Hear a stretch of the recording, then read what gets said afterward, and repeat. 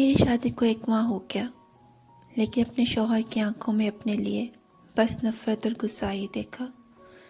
مجھے چند دنوں میں ہی صاف پتہ چل گیا کہ میں اپنے شوہر کی زندگی میں زبردستی لائی گئی ہوں، لیکن میرے لیے تو میری کل کائنات ہی تھے۔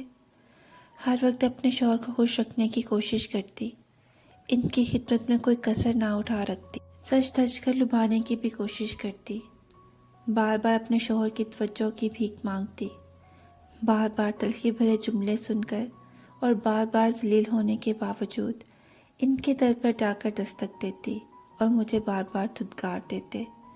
کبھی کبھی تو اپنی بے بسی پر رونا آ جاتا کہ آخر میری چاہت ختم کیوں نہیں ہو جاتی، لیکن میری تمام کاوشیں بے سود ثابت ہو گئیں، کیونکہ آج انہوں نے مجھے کہہ دیا کہ میں اتنا اعلیٰ ظرف نہیں کہ تمہاری محبت اور خلوص کا جواب بھی محبت سے دوں۔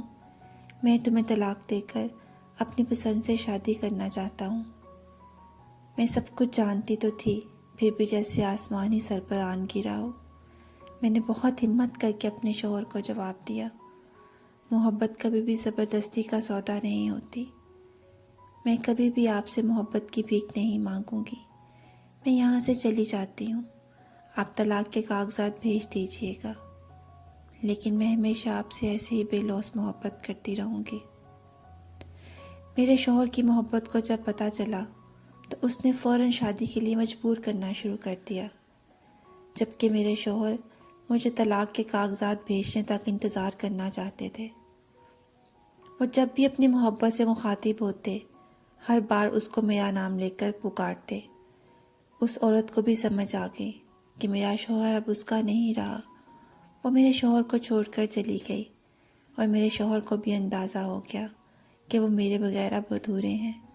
میری خدمت، بے لوث محبت اور خلوص نے میرے شوہر کو میرا گرویدہ بنا دیا، اور وہ لوٹ کر ہمیشہ کے لیے میرے پاس آ گئے۔